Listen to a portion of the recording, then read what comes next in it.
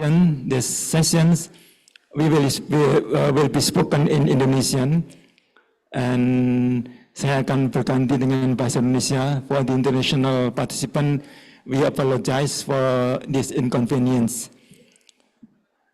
Bapak Ibu yang saya hormati, hari ini pada sore ini kita akan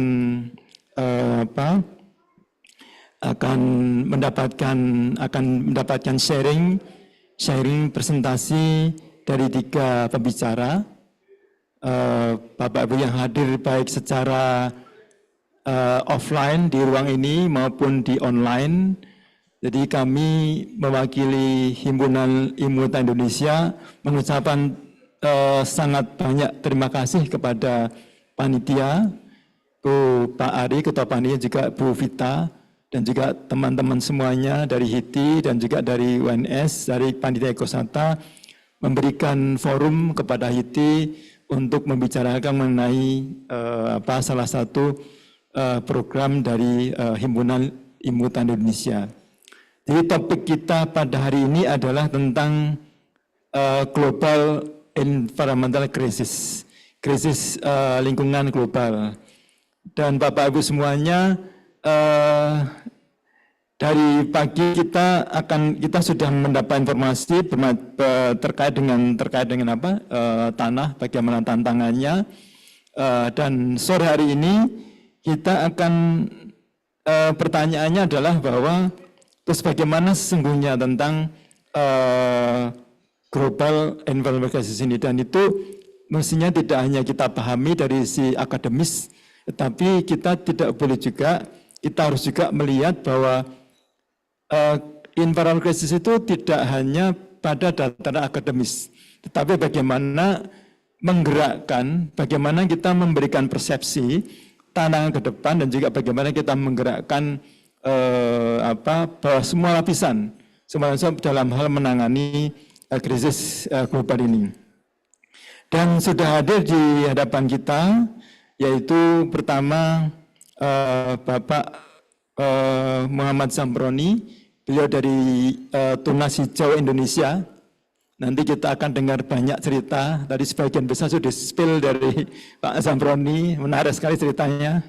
Monggo silakan Pak untuk ke depan. Dan silakan Pak bersama. Yeah. Kemudian yang kedua Pak Edi Purwanto dari Tropenbos Indonesia. Mungkin sudah hadir online Pak Edi? Terima kasih, sudah Mas. Sudah saya sudah hadir. Ya. Sudah ya? Sudah. Baik.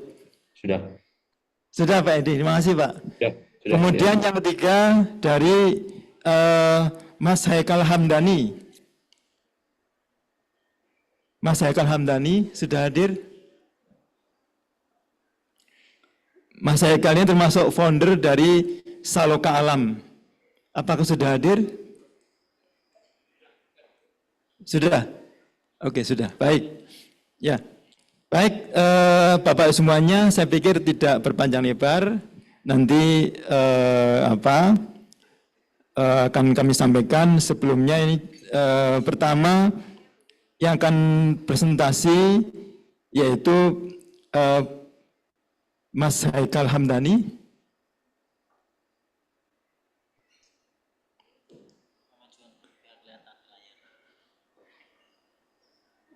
Iya, Mas Haikal, jadi saya maju di sini.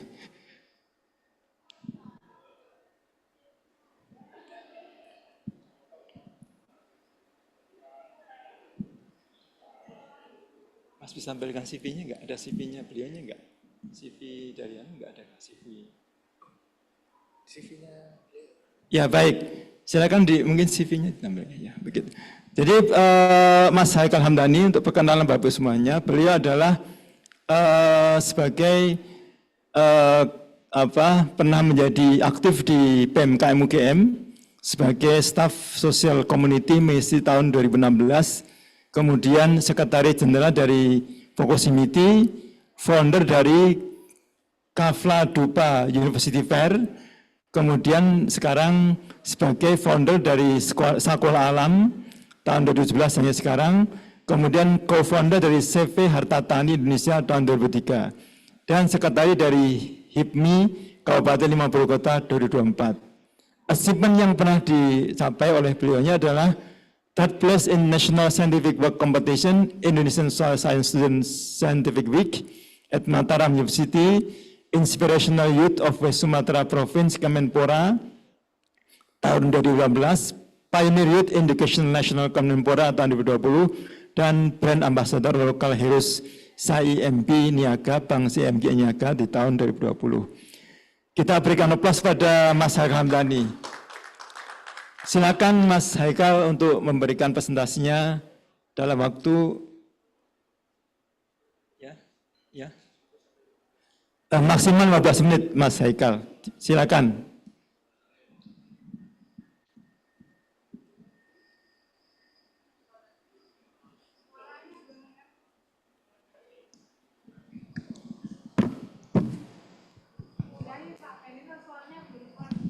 Suaranya belum keluar, Mas.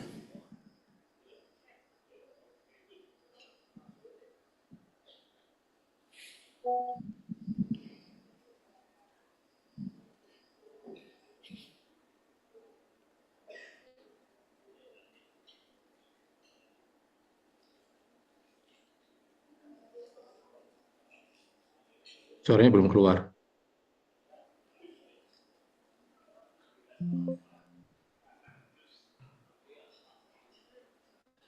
Mas Haikal bisa mendengar suara saya?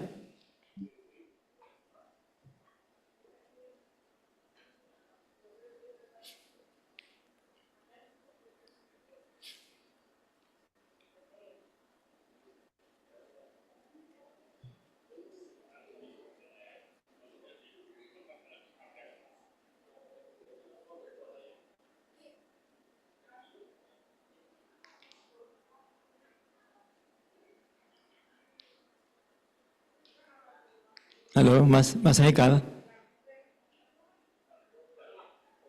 Sudah? Oh, belum.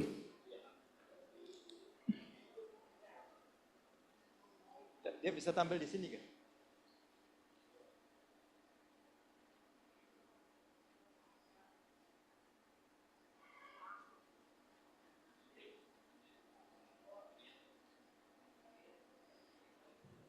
Mas Haikal bisa dengar suara saya? Suara Mas Haikal nggak masuk ke tempat kami. Mesti mute mungkin. Sudah, tapi ini gimana, Prof? Oh ya, sudah. Oke, sudah. Sudah. Kan keras suaranya. Ya.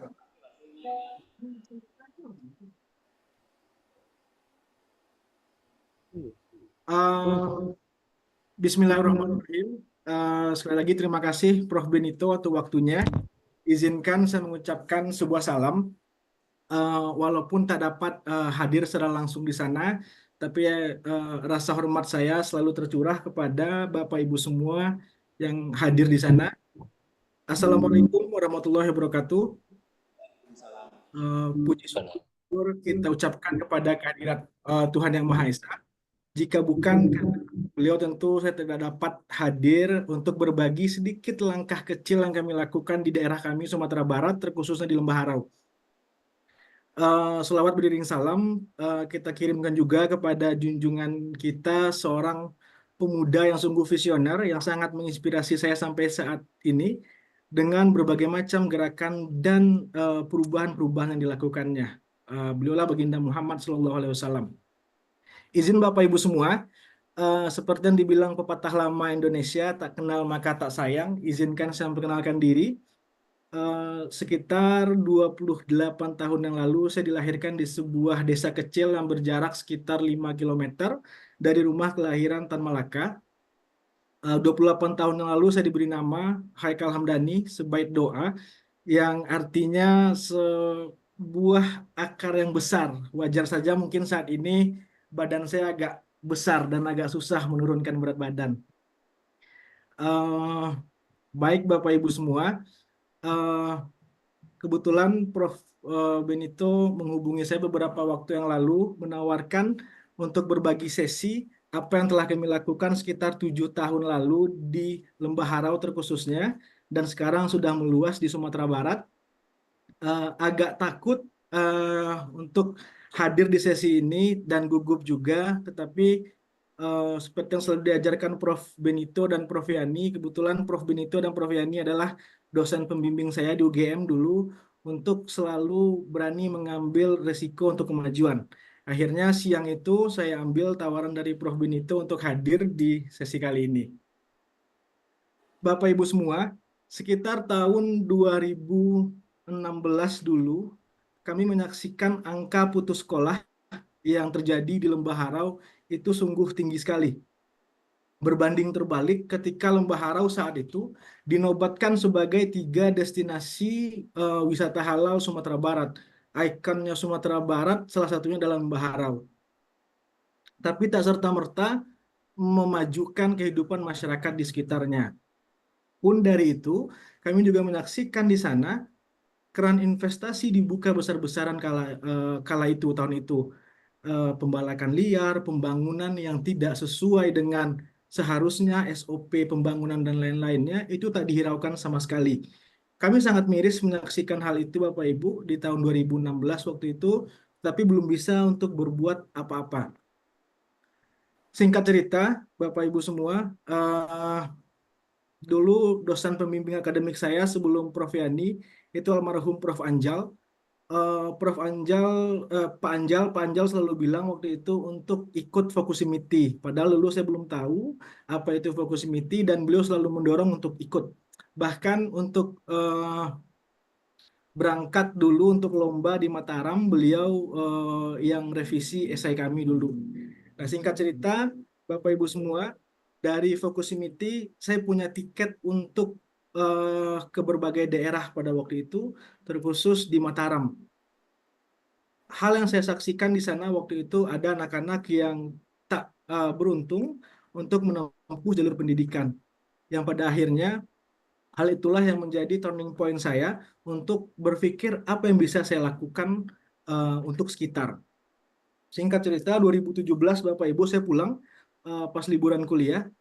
Saya menyaksikan dan bertemu anak-anak di Lembah Harau. Waktu itu mereka berangkat sekolah kakak adik bertiga, itu nggak pakai sepatu dan cuma bawa tas kresek dari plastik. Saya bertanya waktu itu kenapa nggak pakai sepatu dan lain-lain. Pada waktu itu mereka menjawab orang tuanya belum pulang dari ladang gambir di tebing Harau. Orang tua masyarakat di Harau, Bapak Ibu semua, itu hampir 70% mata pencariannya itu berladang gambir. Salah satu komoditi unggulan yang 80% itu ada di daerah kami, khususnya di Kabupaten 50 Kota. Singkat cerita, saya mulai berpikir pada waktu itu, apa yang bisa saya lakukan untuk anak-anak yang di Lembah Harau khususnya, sedangkan pada waktu itu saya alhamdulillah dapat privilege untuk mengenyam pendidikan ke Jogja, UGM khususnya. Tak berselang lama pada waktu itu saya mengajak teman-teman Bapak Ibu semua untuk mengajar di Lembah Harau, sesederhana mengajarkan mereka akademis sederhana maupun bahasa asing. Karena problem di Lembah Harau dan potensi di Lembah Harau selain agro itu adalah pariwisata. Tetapi masyarakat di Harau menariknya tidak pernah sama sekali bisa memanfaatkan potensi tersebut.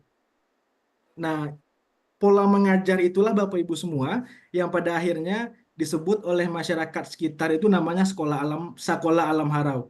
Jadi Sakola ini dialek khusus masyarakat kami di Sumatera Barat, terkhususnya di Kabupaten 50 Kota itu menyebut Sakola karena proses belajar mengajar tadi. Nah, karena kami nggak punya ruang kelas, nggak punya tempat, hanya memanfaatkan alam sekitar, itu makanya masyarakat di Harau pada waktu itu menyebut Sekolah Alam Harau. Izinkan Bapak Ibu semua, saya memberi sebuah judul singkat pada kesempatan kali ini untuk berbagi apa yang kami lakukan. Itu langkah kecil perubahan lewat pendidikan. Kenapa pendidikan? Di UGM saya menyaksikan Bapak Ibu semua bagaimana pendidikan itu bisa menjadi mata air perubahan bagi banyak hal. Dan saya ingin mata air yang saya dapat di UGM waktu itu saya alirkan juga ke daerah kami, terkhusus di Sumatera Barat.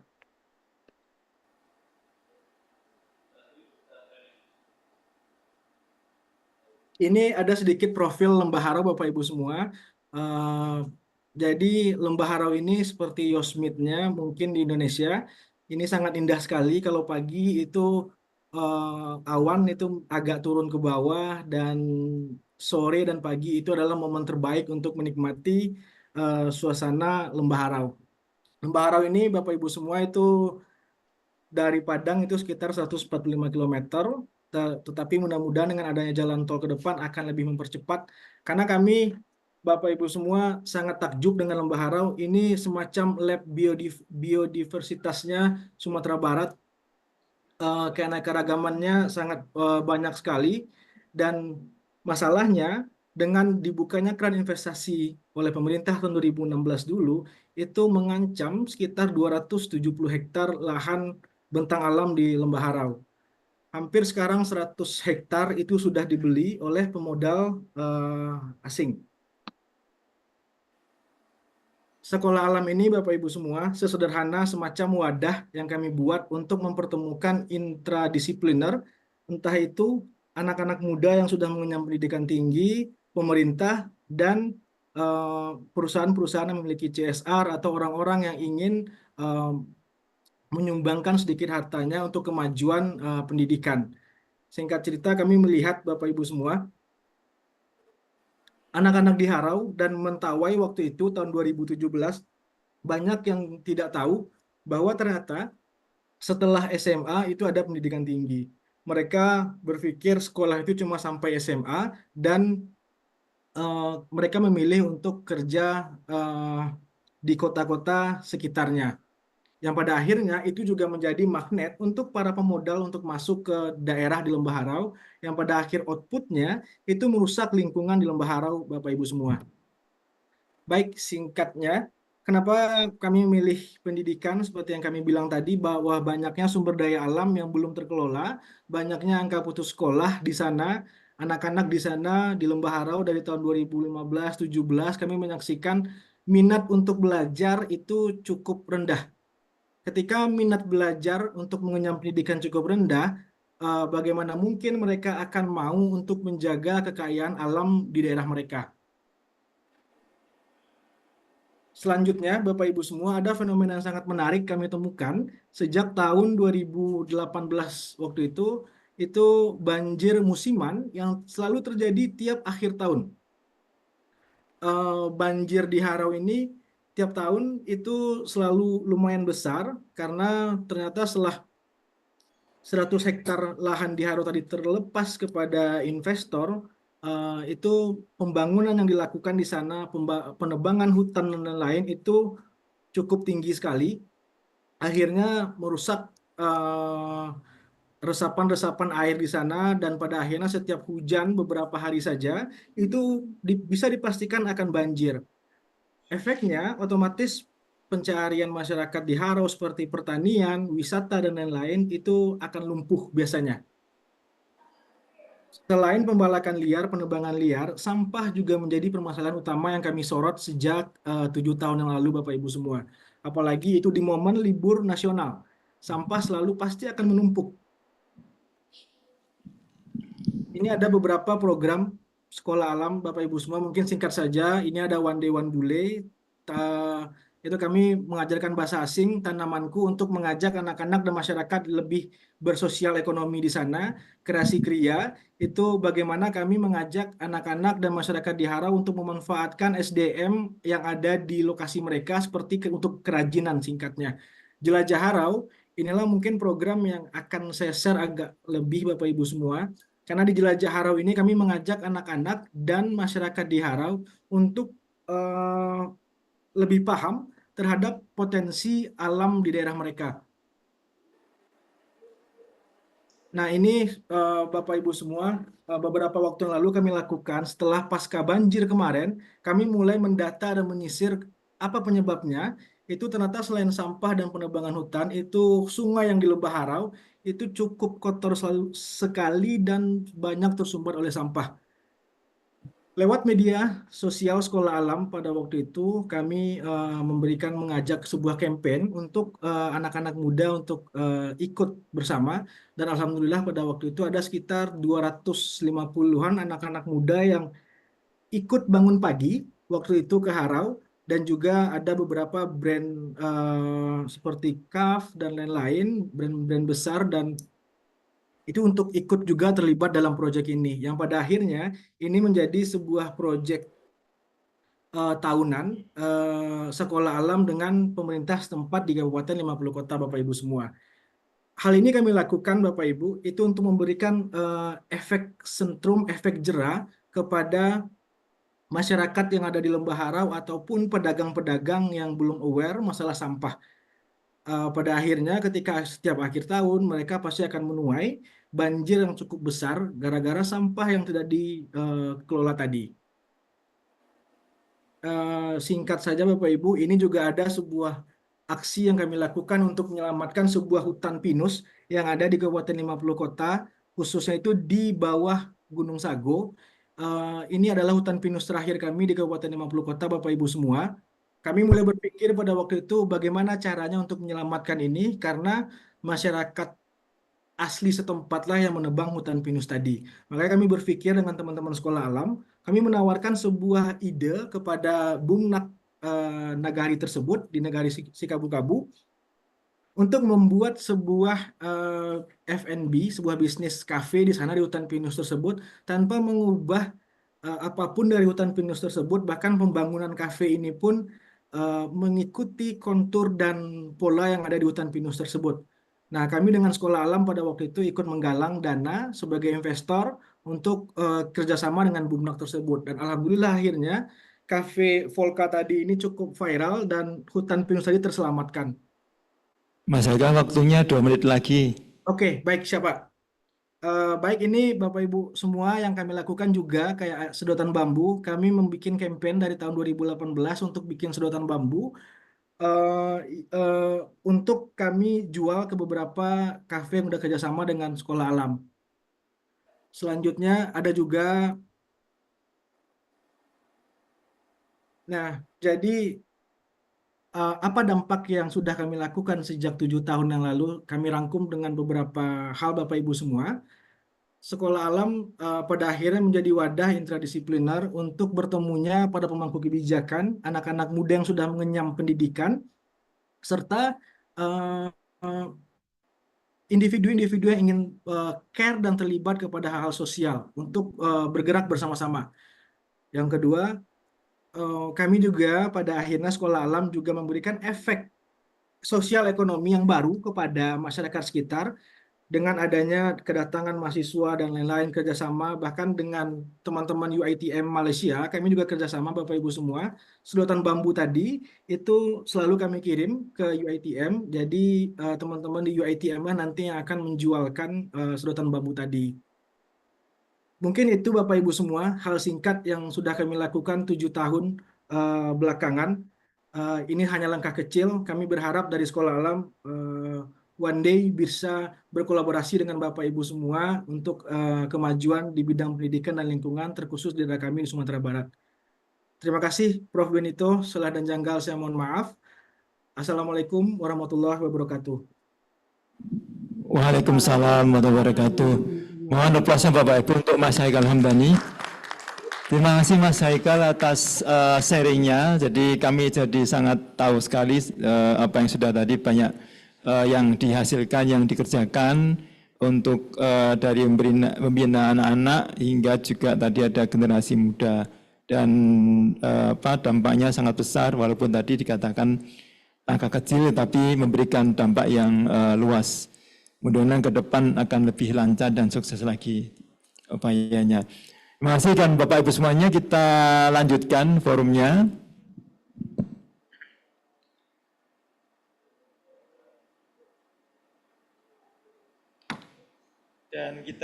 Dan kita lanjutkan untuk mohon kepada Bapak Edi Purwanto dari Dropen Post Indonesia untuk menyampaikan presentasinya.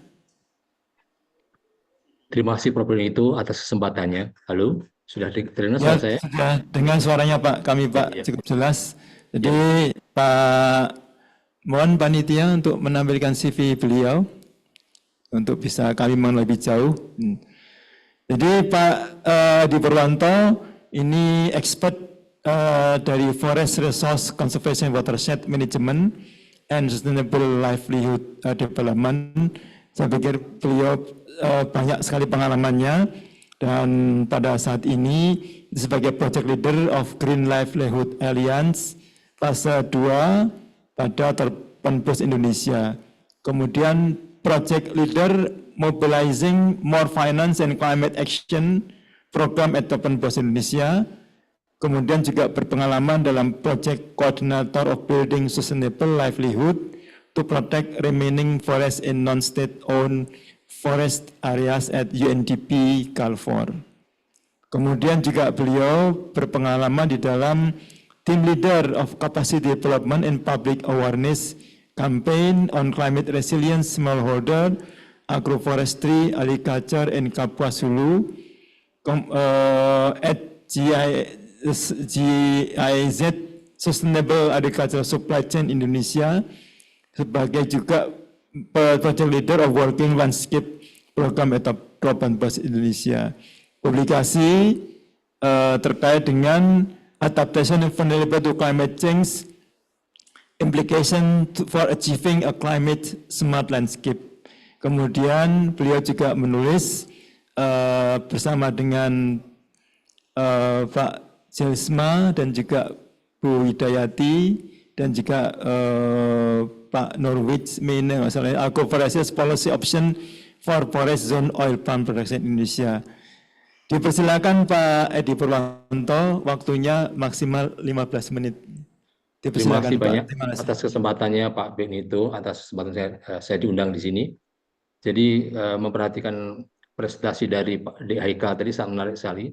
Sebetulnya kalau saya bisa, saya juga kalau saya sebenarnya profesi saya sebagai direktur Tropenbos Indonesia. Tropenbos itu adalah tropen itu tropis, bos itu hutan. Jadi hutan tropis ya.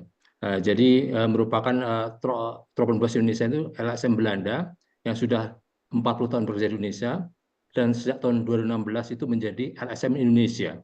Jadi kalau tadi saya pikir kalau sudah di HK tadi saya bisa cerita tentang kiprah dari LSM saya juga, tapi karena ini HITI, jadi saya membuat fokus di erosi dan sedimentasi atau ilmu tanah. Jadi saya gunakan pengetahuan saya sebelumnya sebagai peneliti ilmu tanah sebelumnya ya.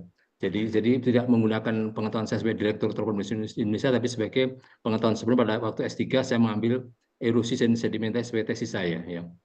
Judulnya morfoerosi tantangan kini dan masa depan. Morfoerosi tantangan kini dan masa depan.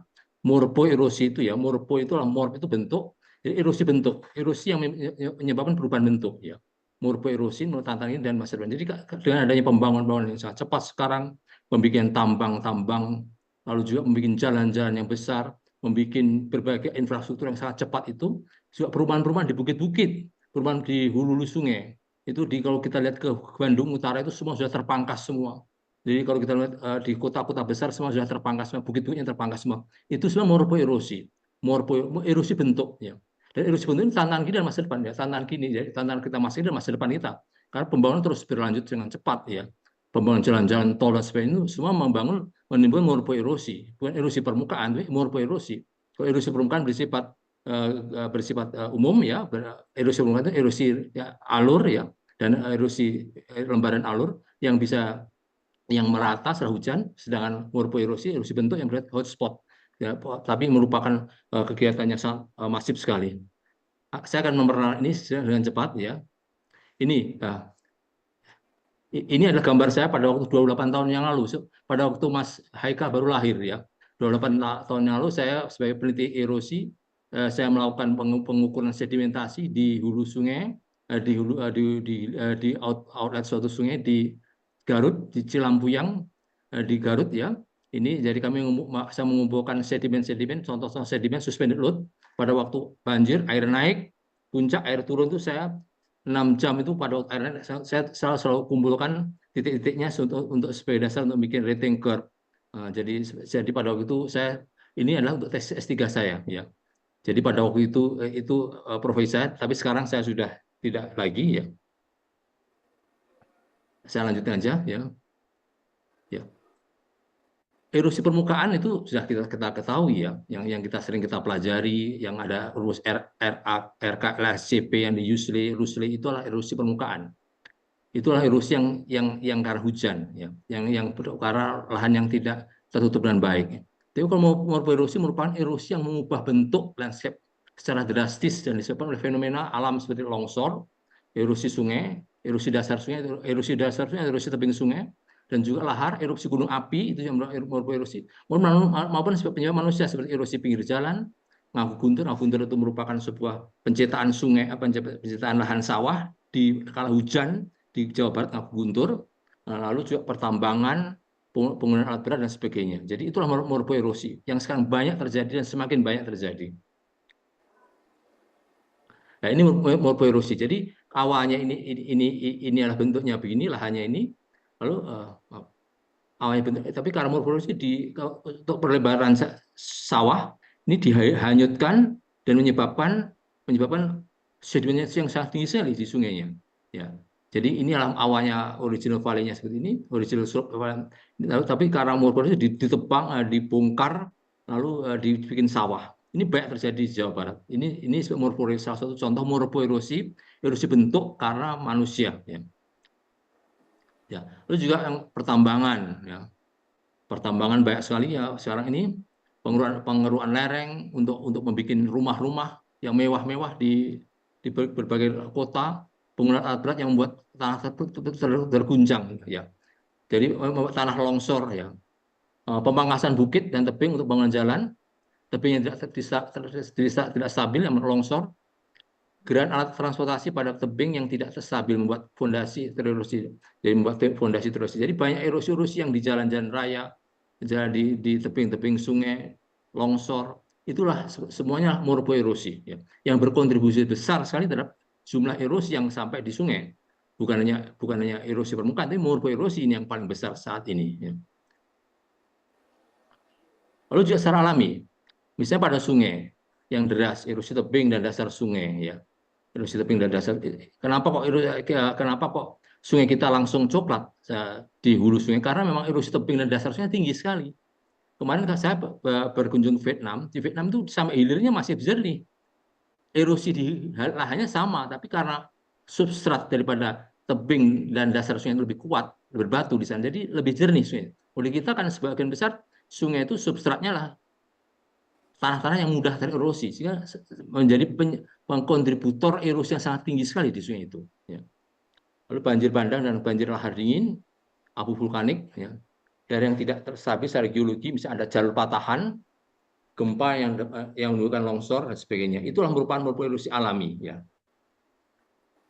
Ada dampak, tentunya ada dampak dulu dan ada dampak hilir. Saya lewati saja. Ya. Ya. Lalu saya ingin berbicara tentang mitos dan fakta tentang daerah dan sungai ya. Ya, mitos dan fakta. Pertama, mitosnya, penutupan hutan sepenuhnya mengontrol karakter hidrologi das. Penutupan hutan sepenuhnya mengontrol karakter hidrologi das. Ternyata tidak ya. Sebetulnya hutan itu yang berfungsi pada waktu hujan yang intensitas rendah dan sedang. Ya. Kalau kita membandingkan antara curah erosi pada lahan berhutan dan tidak berhutan, pada waktu hujan rendah, intensitas sedang sangat berbeda. Run off-nya dari hutan dan non hutan. Jadi begitu hujan besar sekali itu sama ya. Jadi hanya bisa mengontrol sampai di bawah 100 mm per 24 jam. Selebihnya itu adalah sama saja. Jadi antara hutan dan non hutan ya. Ya. Lalu penebangan hutan penyebab utama kerusakan hidrologi das. Apa penebangan hutan itu? Kalau sebetulnya kalau hanya pengambilan kayunya saja tidak menyebabkan rusaknya das. Tapi yang menyebabkan kerusakan das itu adalah pada waktu proses pengambilan itu. Pengambilan itu merusak kondisi ekosistem tanah. Lalu setelah selesai kalau didiamkan selama 5 tahun 10 tahun, sebenarnya bisa pulih lagi hutan itu. Namun kenyataannya setelah hutan diambil, datanglah masyarakat yang karena ada akses jalan, ada akses jalan, dia masuk ke situ untuk merambah hutan-hutan kawasan yang menyebabkan semakin buruknya hidrologi das. Jadi DAS bukan tergantung oleh penentuan fungsi hutan dalam perlindungan. DAS ditentukan oleh kombinasi berbagai faktor, bisa topografi, iklim, geomorfologi, geologi tanah, dan penutupan lahan ya. Jadi bukan hanya penutupan hutan saja yang menyebabkan fungsi DAS baik ya. Bisa saja ada hutan tapi fungsi DAS-nya tidak bagus karena kondisi geomorfologinya, kondisi geologinya, kondisi tanahnya tidak bagus. Lalu mitos yang selanjutnya, das berhutan selalu memiliki efek karet busa. Tidak juga. Efek karet busa itu hanya terjadi pada waktu hutan itu memiliki kedalaman tanah di atas 3 meter, yang berada di atas batuan berpimalitis tinggi. Ada lapisan akuifernya di bawahnya. Selain itu, kalau hutan itu terletak pada tanah yang tipis, tidak ada efek karet busa juga. Jadi kalau pada waktu hutan itu terletak pada kedalaman 3 meter atau lebih kedalaman tanah, itu bisa memiliki efek karet busa. Ya. Deforestasi meningkatkan aliran dasar di musim kemarau. Ya. Deforestasi itu karena memang hutan itu merupakan wilayah, merupakan vegetasi yang mempunyai konsumsi air yang tinggi. Nah, idealnya ya teoritisnya kalau hutan diambil atau kalau hutan ditebang itu harusnya meningkatkan debit musim kemarau. Harusnya begitu karena hutan ini mengintersepsi dan mentranspirasi sangat besar sekali. Di sekitar 50% itu kembali lagi ke atmosfer daripada wilayah berhutan itu. Namun kenyataannya tidak, karena proses deforestasi yang dilakukan dengan tidak bagus tadi menyebabkan tidak terjadi penyerapannya, tidak peresapan yang cukup tinggi dari sisa daripada evapotranspirasi dan intersepsi yang cukup tinggi tadi dari hutan tadi ya. Lalu yang terakhir, kegiatan RHL, rehabilitasi hutan dan lahan di wilayah hulu bisa menurunkan laju erosi dan sedimentasi di wilayah hilir. Ini juga tidak betul ya. Karena kenapa? Tidak bisa menurunkan karena begitu banyaknya sedimen-sedimen di sungai itu yang masih belum terangkut, yang mengonggok ya di sungai-sungai yang belum, sehingga kalau dievaluasi tidak bisa dievaluasi per tahun. RHL itu minimal 20 tahun ya untuk melihat dampak penurunan erosinya terhadap sedimentasi di sungai ya. Ini contohnya, hutan yang kelihatan hijau itu belum tentu bagus, karena di bawahnya seperti ini, ada jalur-jalur, ada pet-pet seperti ini, ada jalur-jalur jalan seperti ini, yang menyebabkan pada waktu musim hujan menjadi aliran permukaan yang tinggi menjadi sungai di situ, yang menyebabkan jadi tidak, yang hijau di atas belum tentu bagus, karena di bawahnya bagaimana kondisi di bawahnya itu, penutupan bawahnya yang menentukan kebagusan dari hidrologi daripada suatu hutan, ya. Pendataan hulu dan kehilir ini ada beberapa usulan. Pertama, jangan membangun teras di lahan yang labil. Jangan membangun teras sharing itu yang dikatakan sebagai konservasi, ternyata bukan tidak masih konservasi juga. Kalau dia dibangun pada lahan yang labil, dia mendorong erosi. Jangan membangun teras di lahan dengan kelarangan di atas 40 derajat. Selain bidang ulahnya sempit, juga erosi semakin tinggi karena saya pada waktu di Cilampuang itu mengamati erosi di atas erosi pada teras bangku dan 90 derajat itu sekitar 250 ton per hektar per tahun. Ya, jadi memang besar sekali. Jadi kalau dikatakan teras itu sebagai upaya konservasi tanah juga tidak benar karena konservasi tanah, karena teras itu dibuat untuk membuat bidang ulah. Ya, jadi dan kalau pada waktu dan sebagian besar erosinya dari tampingan teras riser. Kalau teras riser itu dibendung dengan batu atau dibangun dengan apa itu, dengan penutupan cover crop yang cukup bagus, itu bisa juga. Tapi kalau kenyataannya sebagian gundul saja teras riser tadi yang menyebabkan erosinya sangat tinggi. Pada lahan berlereng jangan melakukan pengolahan tanah secara intensif ya, tentu saja ya. Fokus pada keberlanjutan penggunaan tanah, bukannya praktek pertanian. Jadi pada lahan berlereng jangan melakukan pengolahan tanah secara intensif yang menyebabkan erosi yang sangat besar. Ya.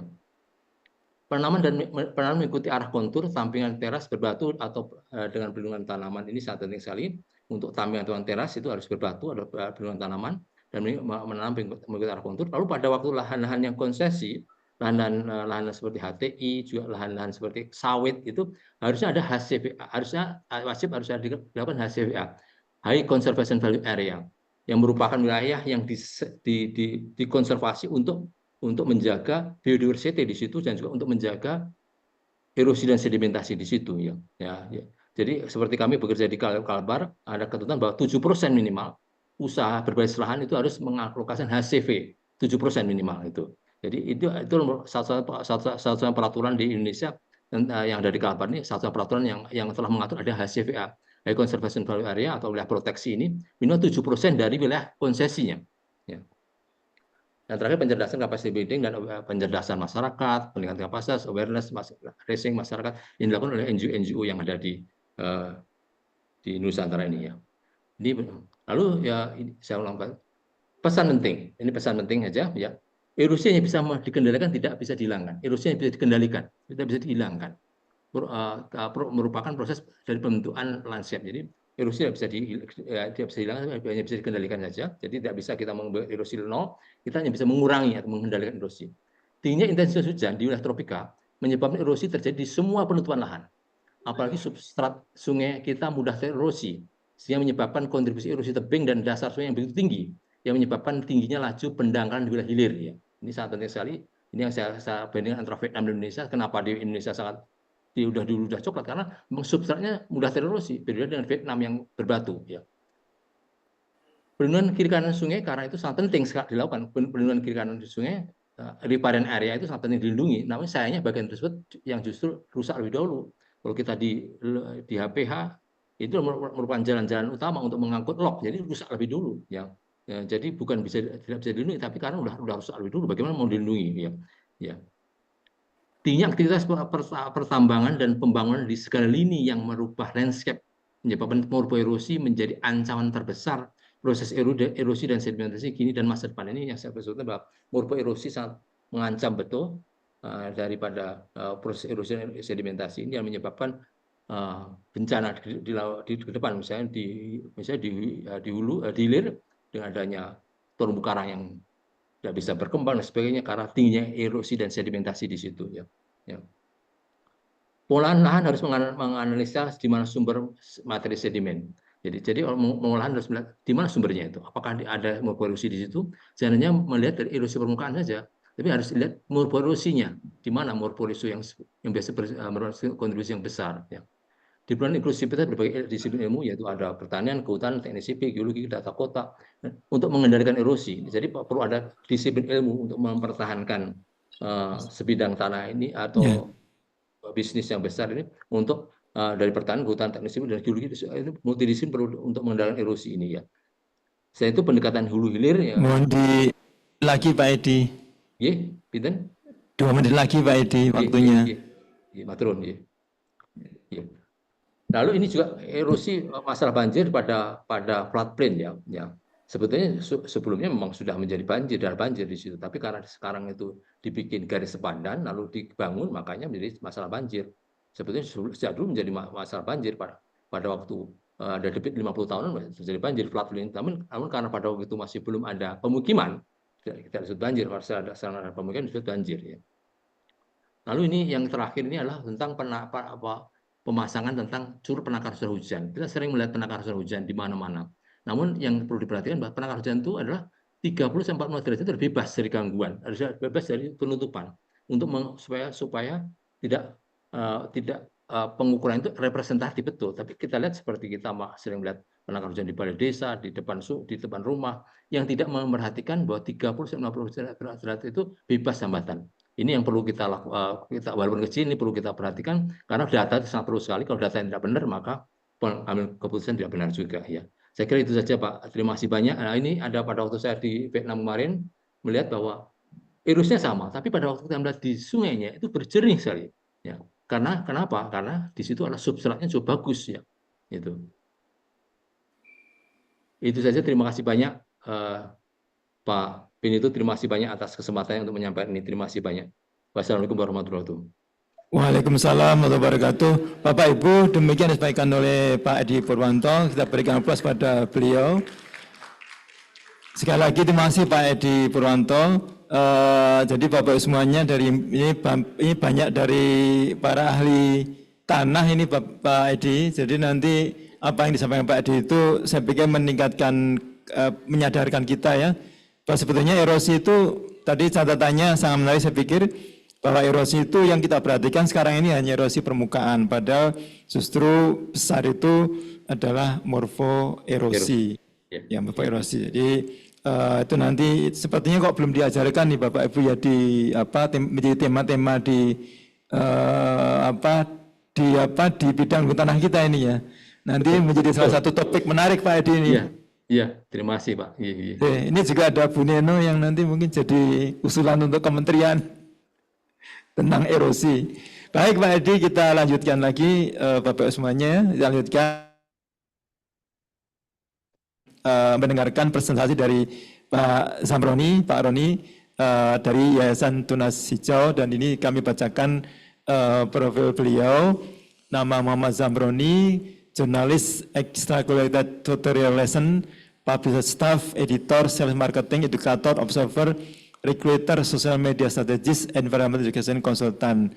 Ada program and working experience, chairman and founder dari Tunas Hijau Indonesia 2001 sampai sekarang, sekretari dari Forum of Healthy City of Surabaya, kemudian berpengalaman juga sebagai chairman dari Green Community Forum Surabaya, dan juga environment specialist for East Java Province Code Movement, sehingga sampai sekarang. Kemudian award, ini banyak sekali awardnya. Pertama Long Life Achievement Award dari 2013 from Millennium Kid Australia, Preservation of Environmental Function from the Governor of East Java, Kapal Taru nomination in the category of Pioneer of Environmental Function from the Ministry of Environment, Kapal Taru Pioneer of Environmental Function category from the Ministry of Environment and Forestry of the Republic Indonesia 2015, National Climate Awareness and Disaster Response Family Facilitator from the Ministry of Social Affairs of the Republic Indonesia, Gold Star Awards for top 18 US alumni around the world by National Council for International Visitor of US Department of State Februari 2011. Mari silakan Pak Zamroni, waktunya 15 menit di depan juga boleh, di sini juga boleh. Monggo yang enak ya.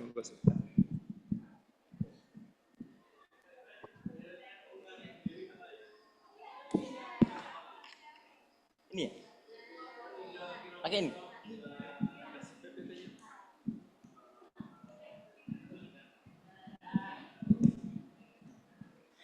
Assalamualaikum warahmatullahi wabarakatuh. Selamat sore, salam sejahtera untuk kita semua.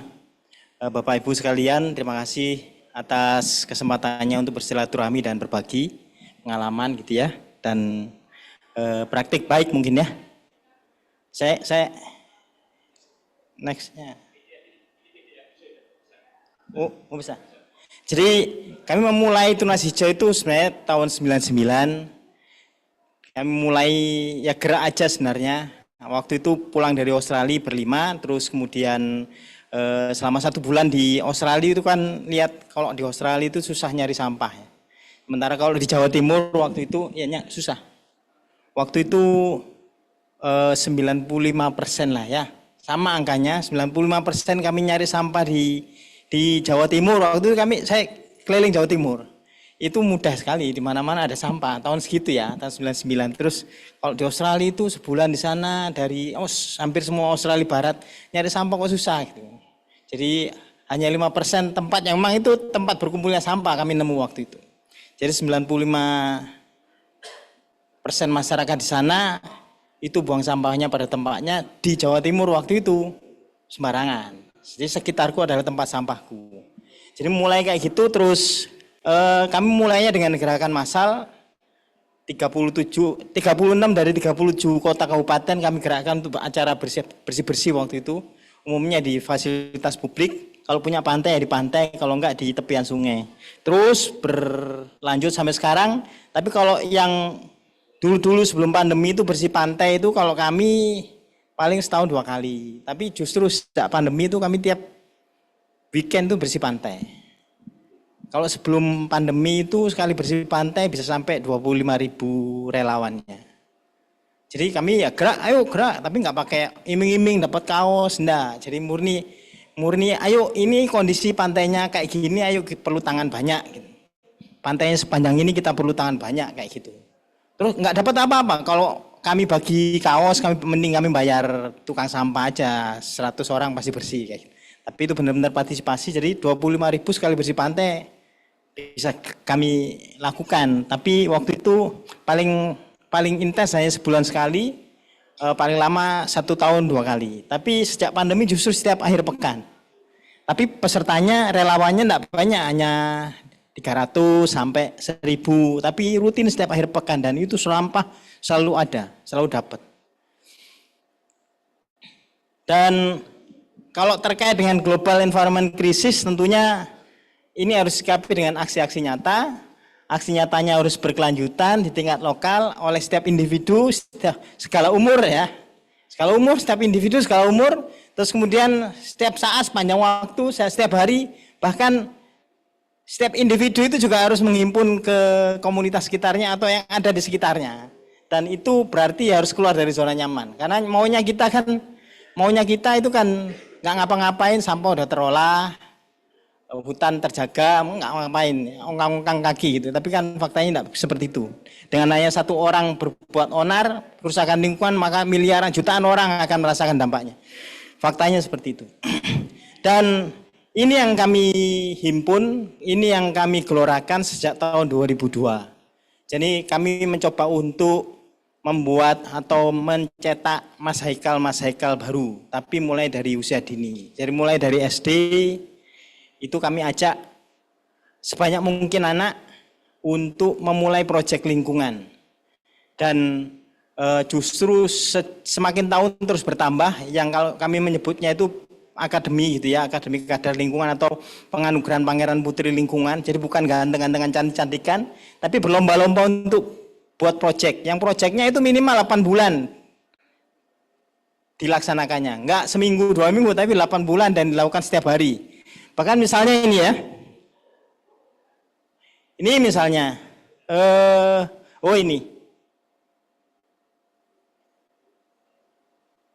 ini si Verlita ini misalnya, ini pemberitaan baru di Jawa Pos. Jadi dia sekarang SMP, dia mengolah limbah cangkang telur ya, bukan telur ya, kalau telur kan berat, cangkang telurnya.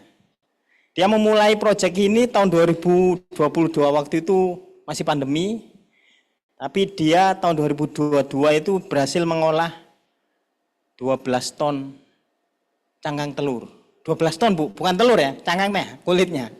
12 ton, dia diolah jadi pupuk. Jadi yang ringan itu dia seorang diri.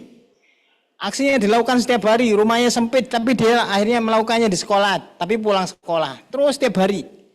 Terus sampai 12 ton itu tahun 2022. Memang kemudian ada tantangan baru pada penjualan. Ketika itu sudah menumpuk banyak, itu penjualannya akhirnya perlu tantangan ekstra, perlu strategi. Nah, makanya Himpo tadi saya ngobrol gitu.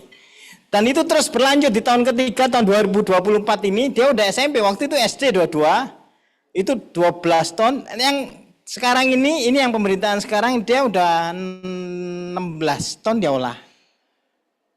Cangkang telur, dia udah SMP, jadi sudah 30 ton lebih dia olah selama 3 tahun terakhir.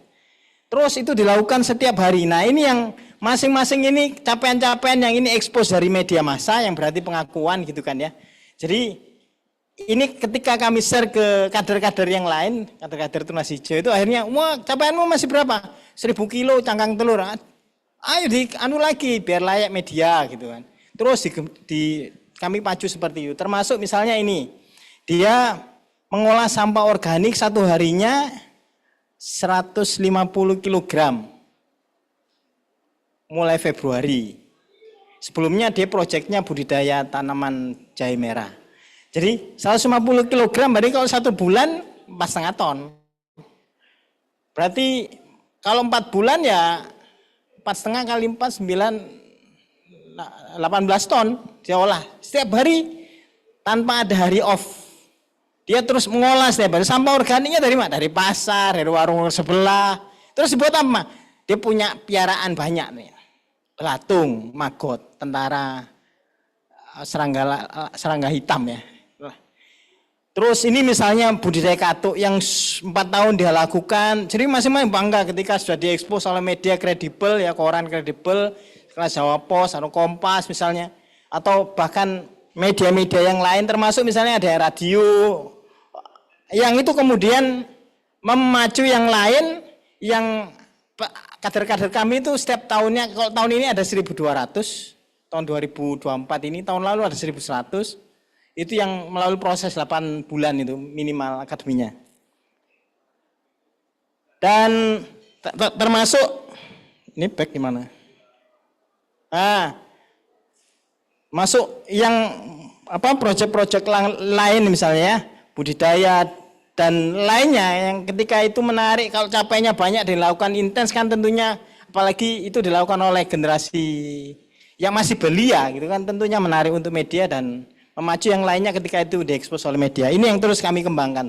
Termasuk ini kami juga punya misalnya ada kami ada YouTube gitu ya, termasuk Instagram dan media sosial lain yang kalau misalnya capaiannya sudah 1000 gitu. Kalau misal proyeknya budidaya tanaman sudah 1000 tanaman tumbuh. Kalau proyeknya itu pengolahan sampah berarti sudah 1000 kilogram sampah yang dia olah, entah itu plastik atau organik tergantung. Kalau sampah minimal 1000 kilo sudah olah. Kalau budidaya tanaman berarti sudah 1000 tanaman tumbuh. Nah itu kami buatkan apa video-video cerita aksinya biasanya seperti itu. Nanti monggo mampir ke YouTube Tunas Hijau Indonesia, nanti ada di situ semua. Jadi memang tantangannya zona nyaman Bapak Ibu. Termasuk misalnya ketika kami sosialisasi atau mengajak dalam kelompok atau skup yang lebih besar misalnya, tidak jarang kami dapati, ayo ngolah sampah, ayo ngompos, wis tahu. Ayo daur ulang. Wis ngerti. Aku sudah melakukan itu. Kapan? 3 tahun lalu. Kayak gitu. Padahal kan sampah terus dihasilkan setiap hari. Berarti harus terus diolah. Yang itu partisipasi setiap individu perlu dilakukan. Kalau enggak ya kejadian bahkan yang di pelosok seperti lembah mana tadi Pak? Harau. Lembah Harau, kaget lembah Harau aja kena masalah sampah. Nah apalagi yang di perkotaan seperti Solo, Surabaya dan lainnya kayak gitu ya. Tantangannya adalah zona nyaman memang. Tantangannya sudah bisa, sudah bisa. Ayo dilakukan, ayo terus diulangi kayak gitu. Tantangannya di situ sebenarnya. Tantangannya. Terus berlanjut tapi memang tidak berhenti di satu segmen kami bermain di anak-anak, kami juga bermain di keluarga. Kami ada gerakan, bahkan dilombakan gitu ya. Bahkan secara nasional, rewardnya pun nasional dari menteri gitu ya. Meskipun hanya secari kertas, piagam, tantangan menteri, ada gerakan keluarga sadar iklim dan tanggap bencana nasional. Ketika di keluarga sudah kami mainkan, di kelompok kecil juga kami mainkan yang itu juga menyinggung masalah aksi nyata. Ada literasi SDGs nasional untuk sekolah yang itu 6 siswa berhimpun jadi satu, belajar melalui forum yang kami gelar setiap Sabtu. Itu ada webinar nasional, temanya macam-macam.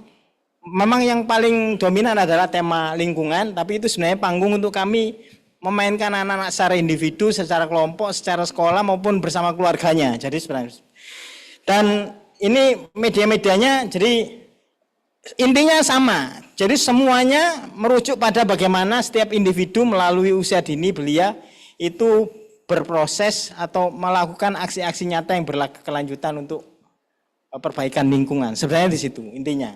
Jadi melalui individu ya, setelah itu semester berikutnya kami gempur melalui gerakan massal dengan sekolah, termasuk entertain kami mainkan dan biasanya kami kalau penghargaan, saya terinspirasi dari yang tadi disampaikan. Kami kalau Tunas Hijau bikin program itu misalnya yang tadi Pangeran Putri Lingkungan,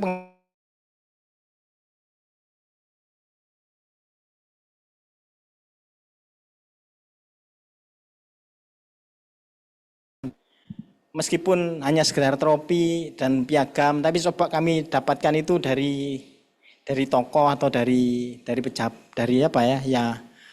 pemimpin di kota atau di siapa yang bisa kami raih gitu. Misalnya tantangan oleh wali kota atau gubernur atau menteri ya, mumpung ini kan mensosnya masih ya. Itu sering kami mintai. Nah, sekarang ini ada sekitar 300-an piagam itu untuk capaian-capaian yang keluarga yang bisa merealisasikan keluarga sadar iklim dan tanggap bencana, literasi yang SDGs dan macam-macam itu sekarang lagi gempur karena Mensos kan rencananya mau cagup ya, cagup. Makanya itu kami mainkan. Jadi intinya bagaimana setiap individu mulai usia dini itu mau melakukan aksi-aksi berkelanjutan. Dan kami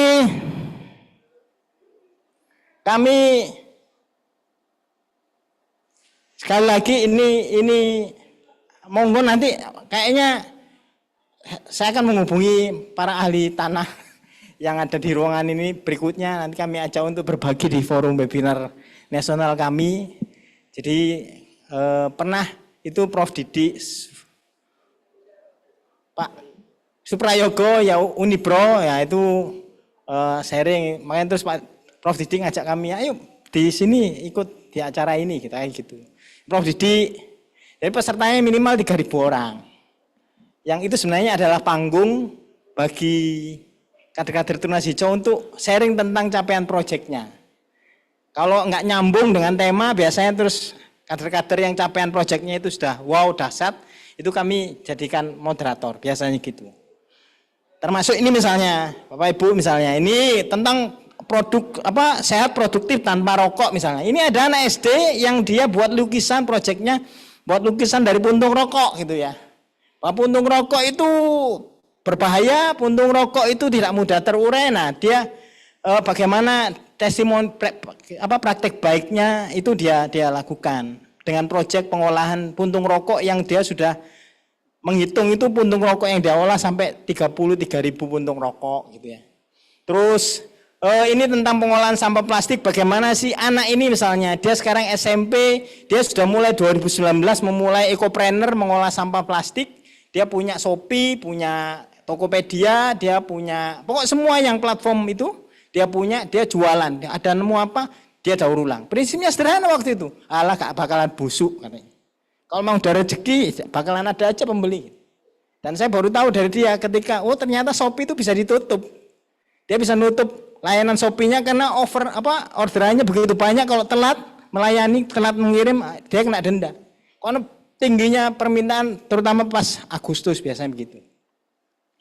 Terus ada lagi ini misalnya yang si tengah ini, dia dalam mulai 2020 sampai 2024 dia mengolah sampah plastik, jualan di Shopee, EcoBrick itu sampai 160 juta. Nah, dia mulai SD kelas 4, sekarang SMP kelas 1. Jadi jualan terus daur ulang tiap hari dia ngolah.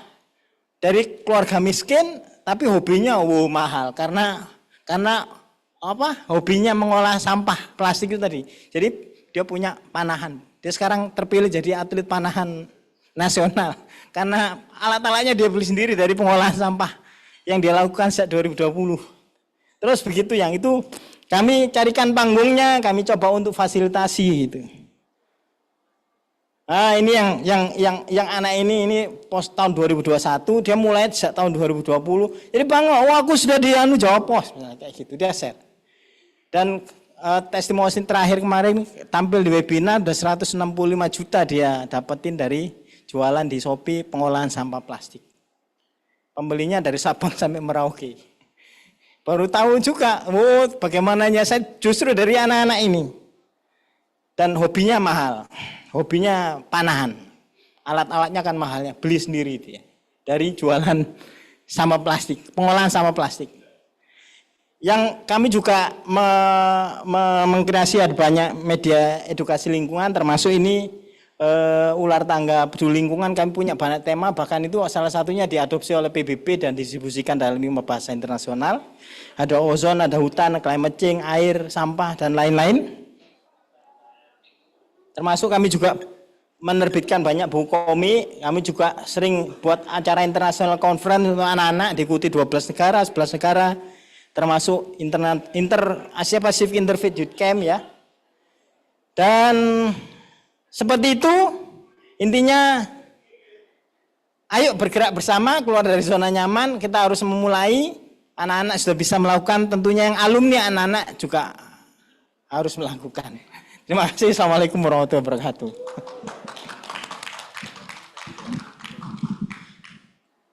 Ya, terima kasih Pak Zamroni.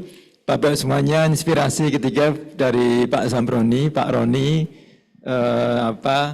Jadi tadi ajakannya sangat menarik buat kita ya. Ayo bergerak terus Pak Roni ya. Bapak Ibu kita lanjutkan dengan diskusi ya, tanya jawab. Di sini ada Mas Haikal Hamdani, Pak Edi Purwanto dan Pak Zamroni. Dipersilakan Bapak Ibu untuk menyampaikan responnya, bertanya silakan. Baik, kalau yang dari online ada ya Mas ya? Online, mau tanya ini, Mas ini MC, mau tanya, ya silakan Mas, langsung saja Mas. Nama, siapa? Terima kasih Prof. Benita atas waktunya. Sebelumnya dari jauh-jauh hari mau tanya ke Mas Zamroni karena perkenalkan Mas, saya Rizky, saya asli Surabaya, saya SMP sama SMA dulu. Ya jadi salah satu siswanya Tunas Hijau kayak gitu. Jadi ada permintaan terakhir nanti Mas. Bukan terakhir, maksudnya permintaan khusus, jadi minta foto nanti. Sudah follow Instagramnya Tunas Hijau sama IG-nya Mas Zamroni. Habis gitu saya dulu di nanti follow. Mau tanya aja Mas, gimana kalau dulu kan misalnya Tunas Hijau itu kan di Surabaya selalu kalau awal dulu saya SMP itu kan mulai 2010 sampai SMA juga 2013 itu Tunas Hijau kan selalu ke anak-anak Surabaya. Nah sekarang kan adik saya juga Tunas Hijau, sekarang siapa yang nggak tahu Tunas Hijau di Surabaya gitu Mas. Dari awalnya Tunas Hijau masuk keluar ke sekolah sampai akhirnya dapat tanggapan dari Bu Risma waktu itu nggih sebagai wali kota, terus akhirnya Taman Flora dan lain sebagainya. Iya, dengan berbagai konfliknya yang semua orang Surabaya tahu.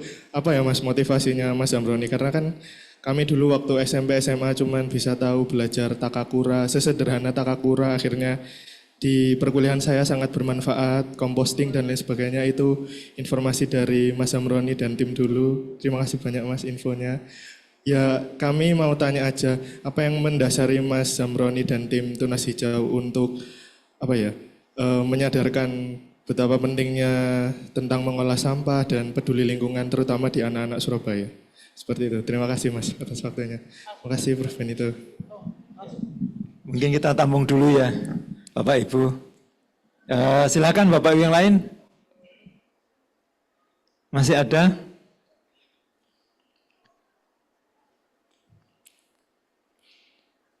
Kita sambil jalan Pak Roni, silakan Pak, jawab dulu Pak.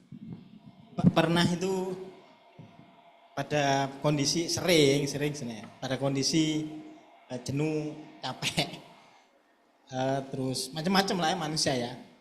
Terus kemudian itu biasanya terus dibuat ketemu orang. Ketika down gitu terus ngelihat ibu-ibu guru atau kader-kader yang di kampung, justru begitu semangat, makasih ya Mas, saya jadian. Jadi terus malu gitu. Ternyata wah ini yang sudah sepuh, dia termotivasi oleh kita, terus tapi kita lagi down ini. Jadi terus bersemangat lagi. Sama misalnya, kalau yang dulu kan enggak terlalu, kalau sekarang kan justru rutin terus ada kejenuhan misalnya, bersih pantai setiap Sabtu. Kalau Sabtu itu enggak bisa semua, dari kami enggak bisa semua karena ada kegiatan di luar, akhirnya terus Minggu pagi. Capek gitu kan ya, tapi terus ya sudah, memang pantai itu selalu ada sampahnya, sampah itu nggak jelas dari mana, yang pasti dari laut, sampahnya tentunya dari darat juga, awalnya dari darat. Ya itu kalau nggak dilakukan orang sekolah ngelakukan sendiri kayak orang gila gitu. Tapi justru karena jadi rutinitas, kami nggak perlu woro-woro, yang ada besok Sabtu di mana. Seri 159 itu di mana besok? Lokasinya di mana? Jadi yang justru komunikasi seperti itu yang akhirnya terus semakin motivasi. Ketika kami down, nggak segera nge-share lokasi Sabtu besok di area ini misalnya, kondisi yang paling kotor, itu justru ada yang nanya, Mas ini tim sekolahku besok mau gabung seri 159, lokasi di mana? Hari Sabtu atau Minggu? Kayak gitu, justru nanya gitu. Akhirnya terpaksa kami up lagi terus, ayo semangat, memotivasi diri. Ya karena kami jalan dengan hati, bukan dengan materi. Jalan aja gitu. Jadi ya itu yang kami sadar bahwa Allah selalu hadir. Sang pencipta selalu hadir. Kami jalan bukan karena ini uangnya sudah ada. Jadi setiap tahun misalnya dari yang akademi itu kader yang ribuan itu kami pilih kan tentunya. Itu nggak tahu kami uangnya dari mana. Hadiahnya nanti juara 1 bisa 5 juta dari mana. Tapi justru last minute Allah selalu hadirkan. Biasanya begitu biasanya. Jadi makanya terus dulu kami aktif bikin proposal gitu ya dulu ya. 2011-an gitu aktif, saya bikin proposal dikirim ke grand-grand gitu. Saya itu males sih, mau selalu hadir untuk setiap kegiatan baik. Ya sudah ada aja gitu. Tapi kami masih agak minta donasi itu ada kayak penolakan. Mending win-win lah. Sponsorship mending kayak gitu. Jadi justru kalau Don ketemu orang, justru yang motivasi orang yang dulu kita motivasi Mas. Yang mau pensiun itu, Mas, ini aku berhasil nih. Dia, malu gitu. Akhirnya terus semangat lagi, nemu ide lagi, ayo bergerak. Seperti itu Mas. Makasih Mas. Terima kasih Pak Zambroni. Monggo Bapak Ibu. Ya silakan Bu, ya, monggo.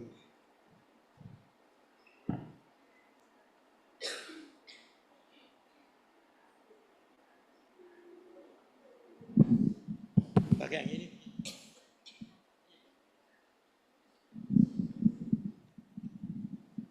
Terima kasih Mas Benito. Prof Benito. Perkenalkan saya Bu Dewi dari Program Studi Ilmu Tanah Fakultas Pertanian UNS. Saya bertanya untuk dua-duanya, Mas Haikal dan Mas Samroni ya. Ya. Bagaimana mas-mas berdua ini pada awal mulanya menginisiasi proyek yang luar biasa ini. Kemudian apakah sendirian, apakah perlu teamwork, dan teamworknya itu apakah dibangun sejak mahasiswa atau bagaimana? Kemudian sekarang tantangannya apa? Lagi sebetulnya, apakah mas-mas berdua ini fokusnya hanya di taman hijau ataupun di sekolah alam tadi, ataukah ada kegiatan yang lain, semacam pekerjaan rutin yang lain yang juga dikerjakan, supaya itu memotivasi adik-adik mahasiswa yang lain. Terima kasih. Ya mungkin langsung ya Bu Mbak Dewi, monggo. Mau Pak Mas Haikal dulu mungkin ya Mas Haikal. Oke, siap Prof. Izin Prof, terima kasih Bu Dewi atas pertanyaannya. Izin untuk saya jawab bagaimana awal mulanya menginisiasi. Jujur Bu Dewi, tahun 2017 pada waktu itu Instagram sedang naik-naiknya seperti TikTok sekarang. Dan platform seperti Instagram saya gunakan untuk berdongeng di situ, menceritakan, untuk menulis apa yang terjadi, apa yang dilakukan, dan apa yang sekolah alam ini tuju ke depan. Apakah ini dimulai bersama-sama dan disiapkan sebelumnya? Jujur Bu Dewi, ide ini dulu pernah dibahas di UGM, tapi tidak diterima oleh teman-teman pada waktu itu. Akhirnya saya coba lakukan sendiri di awal di Lembah Harau dulu, dan di hari kedua ketika saya post di sosial media, saya juga nggak menyangka banyak anak-anak muda di Payakumbuh, di Sumatera Barat sama di Riau tertarik.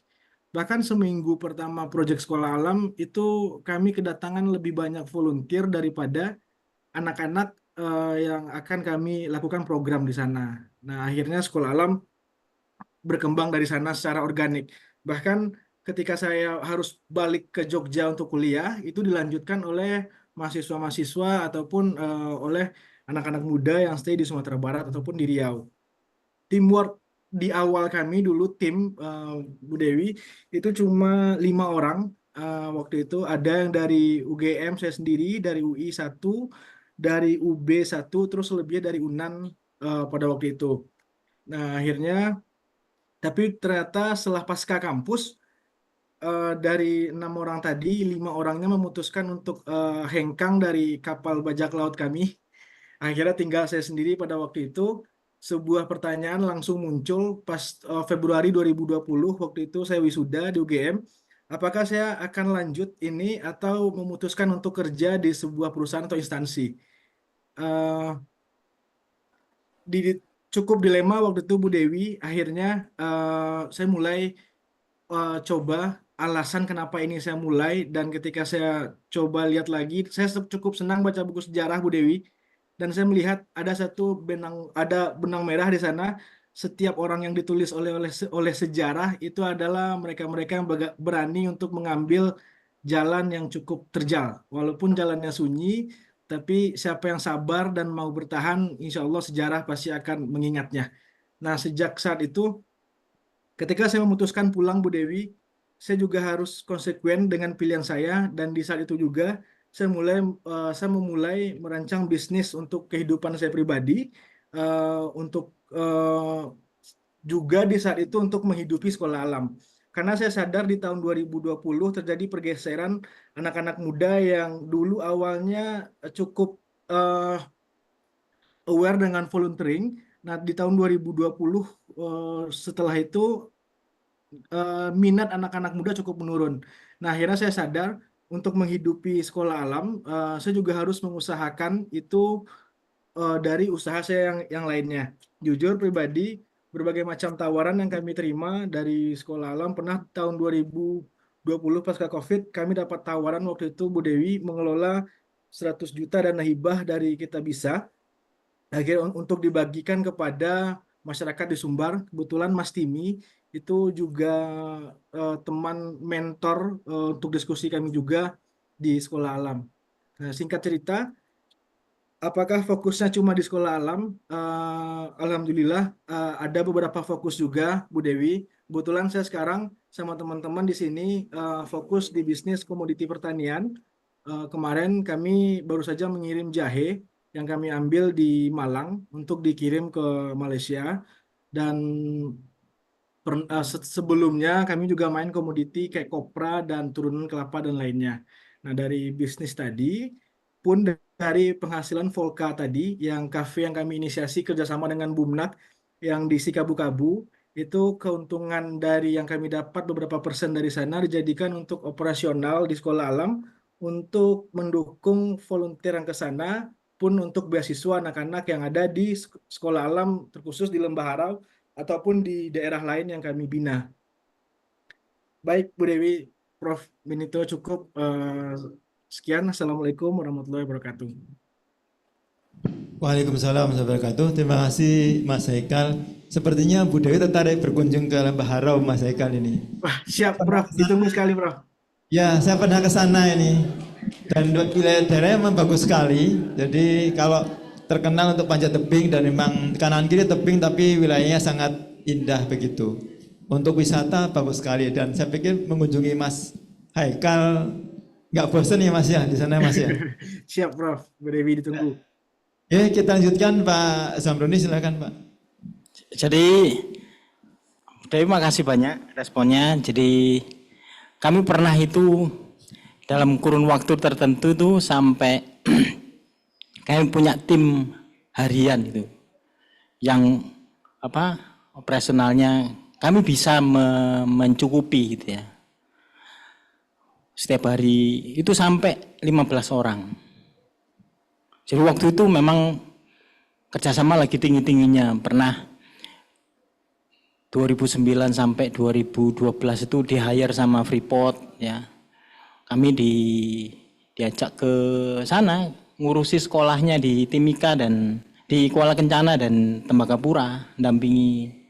Jadi dalam sebulan paling lama 2 bulan sekali berkunjung, minimal 7 hari sampai 10 hari, jadi dalam 2 bulan. Terus begitu selama 2 tahun enggak.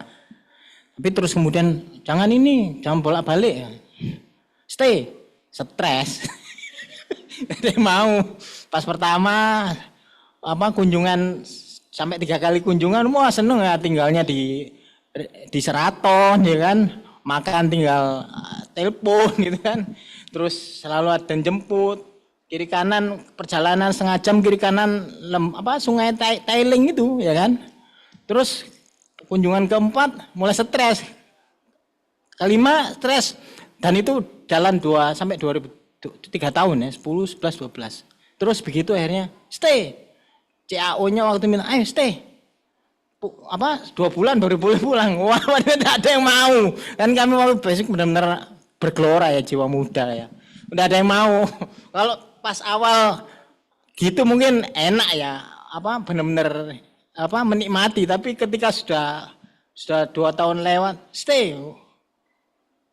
Nilainya dinaikkan, tidak ada yang mau ya, terus seperti itu. Jadi pernah dengan Panasonic kami ada proyek di 5 provinsi sampai Sumatera Utara, Panasonic, terus dengan Newmont gitu, sering. Awalnya tuh miris sebenarnya. Waktu itu ada pertukaran mahasiswa sebenarnya. Maunya mahasiswa Indonesia Australia, proyek PCI waktu AUS8, terus karena waktu itu ada reformasi ya, nggak berani pemerintah itu mengirim mahasiswa, khawatirnya terus di sana ceritanya enggak tentang Indonesia. Akhirnya terus pramuka yang dipilih, saya waktu itu pengurus pramuka Jawa Timur pemudanya, jadi terbiasa memang manage kegiatan gitu ya. SMA saya juga sudah terbiasa setiap minggu bikin kegiatan untuk adik-adik kelas, itu kan sudah terbiasa di pramuka. Jadi terus itu akhirnya terbiasa, termasuk dalam administrasi saya terbiasa ngurusi administrasinya wakil gubernur, tentunya gubernur untuk kegiatan pramuka ya. Tapi kan jadi tahu, akhirnya terus ketika fokus tunasi aman aja gitu, paham gitu. Jadi awalnya di situ. Dari pramuka ya. Dari pramuka, tapi ini saya tertopang itu karena saya pengurus Jawa Timur waktu itu yang ngurusi penegak pandega yang usia SMA sampai perguruan tinggi mahasiswa. Jadi tahu administratif gitu, persuratan bagaimana. Jadi terbiasa, saya waktu itu paling aktif lah. Jadi memaksa diri untuk aktif di administrasi itu, kepengurusan Jawa Timur itu akhirnya terus jadi terbiasa dengan tunas hijau. Terus kalau disambi dengan yang lain justru nggak bisa, Bu. Jadi memang fokus ya Mas? Iya, justru akan terbengkalai jadinya. Cuma yang jadi tantangan setelah pandemi, sampai dengan pandemi itu kami bisa saving. Sampai menjelang pandemi itu kami sudah mau segera, ini harus segera diwujudkan ekosenternya tunas hijau, punya pusat pendidikan sendiri di kota atau di pinggiran kota gitu ya, untuk kita memberikan teladan komplit dalam hidup berkelanjutan. Sebenarnya begitu. Terus karena pandemi akhirnya kepake ini belum balik. Tapi yang ada yang jadi tantangan itu regenerasi. Jadi justru kan yang di full timer kami, aktivis kami itu banyak kan generasi muda yang justru semangat belajarnya tinggi, tapi ketika justru dia juga punya tuntutan, ternyata tuntutan keluarga. Itu yang tantangan kami di situ sebenarnya. Dikombinasi dengan yang ekonomi itu tadi, apalagi setelah pandemi, wah ini kami harus benar-benar segera survive ini. Belum, semoga segera survive. Seperti itu Bu Dewi. Ya, terima kasih Mas, menarik. Ya. Baik, terima kasih Pak Sambroni, Bapak semuanya. Sebelum kita akhiri, saya pikir kita perlu mendapat sedikit insight ya dari Pak Edi Purwanto. Mungkin Pak Edi Purwanto dalam waktu 1-2 menit memberikan ini Pak kepada kami pencerahan terkait dengan mungkin pandangan dari Pak Edi terkait dengan ini, terkait dengan global environment crisis. Mungkin pengalaman sebagai project leader di Tapan Pos Indonesia, pikir banyak pengalaman terkait dengan bagaimana penanganan lingkungan. Begitu Pak, mungkin waktunya silakan Pak, 1-2 menit. Terima kasih Pak. Ya, kita dalam global environment crisis ini kita menangani tentang perubahan iklim ya, perubahan iklim. Upaya pertama dalam perubahan iklim adalah mencegah kebakaran hutan di gambut ya. Kami bekerja di Ketapang di sebuah landscape namanya pawan pasabuan landscape yang banyak dan terus-menerus diganggu oleh gambut, kebakaran gambutnya. Jadi di situ kami mencoba untuk mengurangi kebakaran gambut. Karena gambut ini merupakan sebuah kebakaran yang sangat sulit dipadamkan. Maka dari itu kami melakukan usaha dan berbagai stakeholder di situ. Kita membentuk sebuah master plan untuk pencegahan kebakaran gambut. Lalu kita dan RAD rencana aksi daerah untuk pencegahan kebakaran gambut. Lalu juga kita membuat juga bersama masyarakat membuat kanal-kanal blocking, penyekat kanal supaya kanal-kanal yang tidak terkuras terus airnya. Kita selama ini sudah membangun 15 kanal blocking selama 2 tahun terakhir ini. Lalu kita juga bekerjasama dengan BRGM untuk membangun sebuah plot-plot contoh-contoh pertanian ramah lingkungan seperti yang tadi kita membuat sedotan minum dari purun. Purun itu merupakan sebuah tanaman dari gambut yang untuk sedotan seperti tadi Mas Haika tadi dari bambu kami dari purun. Lalu kami juga melakukan berbagai hal yang bersama masyarakat untuk memonitor. Ada kesadaran memonitor gambut, tinggi muka air gambut bagaimana. Lalu juga kalau ada kebakaran awal mendeteksinya gimana. Lalu kami juga membangun hub untuk membangun monitoring gambut secara detail ya. Dan alhamdulillah berkat usaha ini 2 tahun 3 tahun terakhir ini Ketapang yang biasanya setiap musim kemarau banyak kebakaran, sekarang sudah tidak ada kebakaran lagi. Dan ini merupakan sebuah upaya kami. Lalu juga ada exit strateginya. Jadi kami juga Ketapang government, Ketapang memberikan sebuah upaya-upaya untuk mensubsidi desa-desa yang rawan kebakaran itu dengan berbagai hal. Misalnya 100 juta dimasukkan dan ADD untuk melakukan juga monitoring gambut secara detail di setiap desa. Ya, ada 4 desa yang kita bantu. Ya. Lalu kita juga membangun juga perhutanan sosial. Perhutanan sosial itu dengan cara hutan desa kita bantu, kita fasilitasi hutan desa. Setelah hutan desa sudah terbentuk, itu bagaimana untuk menghidupkan hutan desa yang mendapatkan konsesi dari pemerintah selama 35 tahun. Kalau tidak dibantu, itu akan dibiarkan aja. Ada hutan desa itu dibiarkan aja, dia tidak melakukan apapun di hutan desa itu. Oleh karena itu kami bekerjasama rimba kolektif sebuah bisnis yang bekerja untuk RACP, Remediation and Compensation Procedure. Ya, jadi untuk dia ada perusahaan sawit itu yang menebang HCV-nya itu wajib melakukan RACP, Remediation and Compensation Procedure. Dia mendapatkan harus ada dana yang dikelola oleh sebuah perusahaan namanya RACP, namanya rimba kolektif, untuk disalurkan pada sebuah NGO namanya sebuah bisnis namanya Lestari Capital. Dan Lestari mencairkan kepada kita, mentransfer kepada kita, dan kita sebagai project partner di lapangan untuk bekerja bersama dengan para champion-champion di bidang perhutanan sosial dan untuk mencegah kebakaran gambut juga. Ya, jadi kami bekerja sama selama 25 tahun dan selama 25 tahun di wilayah kami ini. Jadi nanti dengan 25 tahun bekerja ini kita bisa bekerja untuk menghalau, untuk mempertahankan gambut dari kebakaran hutan yang juga merupakan tantangan penting untuk iklim. Itu saja yang bisa saya sampaikan. Terima kasih. Terima kasih Pak Edi Purwonto closing statement-nya. Bapak Ibu semuanya, jadi sebagai sebuah untuk menutup sesi kita, saya tertarik dengan apa yang disampaikan oleh salah satu yang disampaikan oleh Pak Roni bahwa diperlukan aksi nyata ya Bapak Ibu. Jadi harus ada aksi nyata. Jadi global environment crisis itu harus disikapi dengan aksi nyata berkelanjutan di tingkat lokal. Saya pikir juga nanti nasional ya. Pada semua lini baik dari masing-masing individu, kemudian juga dari tingkat umur usia yang paling kecil sampai kemudian bahkan jangan-jangan pendidikan lingkungan dari sejak kandungan ya Pak ya. Sejak kandungan diajak, kalau misalnya ibunya yang lagi mengandung hamil mengut sampah itu kan pendidikan lingkungan juga Pak ya. Betul gitu. Sampai kepada usia yang sudah lanjut begitu ya, dan juga pada bermacam-macam. Jadi ternyata Bapak Ibu kita hari ini kita disadarkan bahwa global environment crisis itu pada semua ini kita memastikan dan kita hari ini memastikan bahwa semua bergerak bersama begitu. Walaupun masing-masing bergerak secara sendiri-sendiri, tapi sebenarnya ada satu tujuan yang sama bagaimana mengatasi tadi environmental crisis itu. Dan itu dibutuhkan kerjasama untuk dari kita semuanya. Bapak Ibu semuanya, saya pikir itu yang bisa kami untuk sesi ini, dan kita sekali lagi mohon aplausnya untuk pembicara ketika bicara.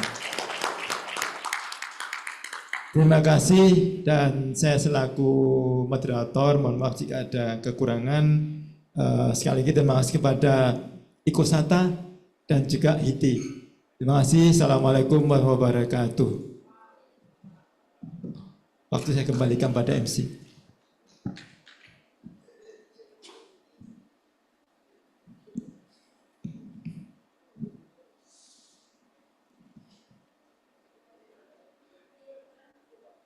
Baik, terima kasih kepada para pembicara kita dan moderator pada sore hari ini. Menutup dari HITI Talk Show pada sore hari ini telah berakhir sesi pertama pada, mohon maaf, hari pertama dari Ecosata tahun 2024 ini. Baik, kami mengundang kepada Bapak Ibu untuk sesi foto bersama di HITI Talk Show ini.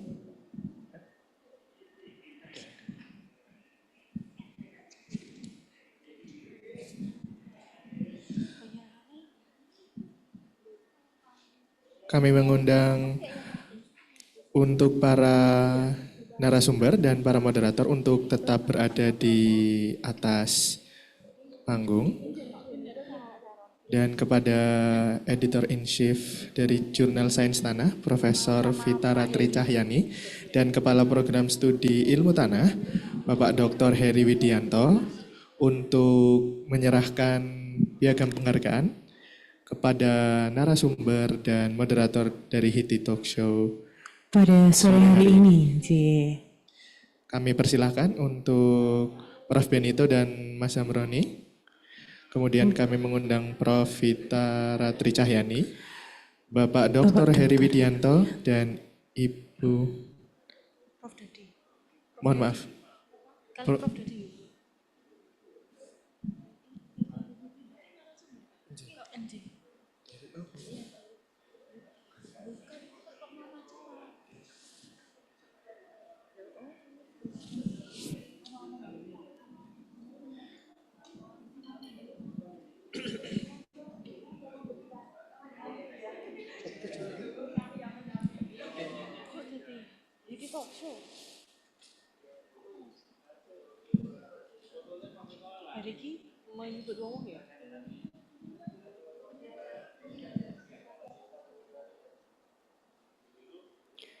Baik, kemudian untuk Profesor Jauhari Samsi.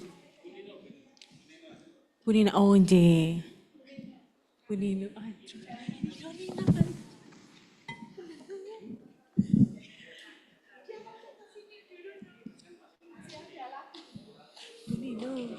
Terima kasih kepada Dr. Lydia Niro yang telah memberikan sertifikat penghargaan kepada Pak Zamroni.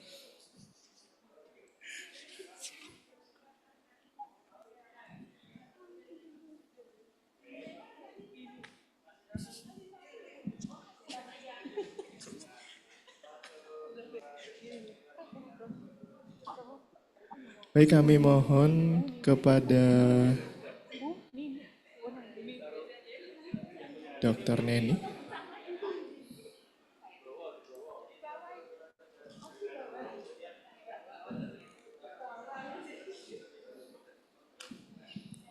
Baik, untuk sesi foto bersama.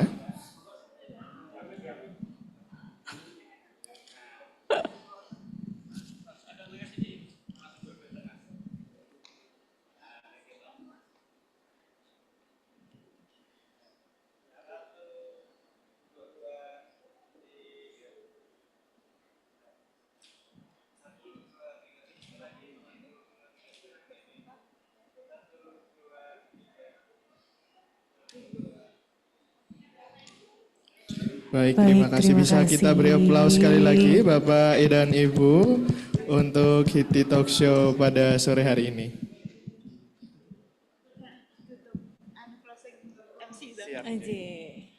Baik, kami ingatkan sekali lagi kepada Bapak Ibu hadirin yang terhormat dan para peserta dari Ikosata. Kami informasikan kembali pada pukul 7 nanti akan ada acara gala dinner yang akan diselenggarakan di Loji Gandrung, yang mana Loji Gandrung merupakan rumah dari Wali Kota Surakarta. Bagi Bapak Ibu yang memiliki kendala untuk transportasi menuju ke Loji Gandrung, panitia akan memfasilitasi berupa transportasi menuju ke Loji Gandrung. Kami harap Bapak Ibu bisa siap di lobi sekitar pukul 6:30 dan 7:45. Kami ulangi sekali lagi kepada Bapak Ibu yang memiliki kendala untuk menuju Loji Gandrung, panitia menyediakan transportasi. Untuk itu mohon untuk bersiap di lobi sekitar pukul 6:30 malam. Terima kasih. Baik, kami selaku Master of Ceremony pamit undur diri untuk acara Hiti Talk Show pada sore hari ini. Dan kami memohon maaf apabila terdapat banyak kesalahan dan kekurangan selama kami memimpin acara pada pagi hingga sore hari ini. Sekian, kita bertemu di Gala Dinner dan wassalamualaikum Warahmatullahi wabarakatuh. dan selamat sore untuk kita semua.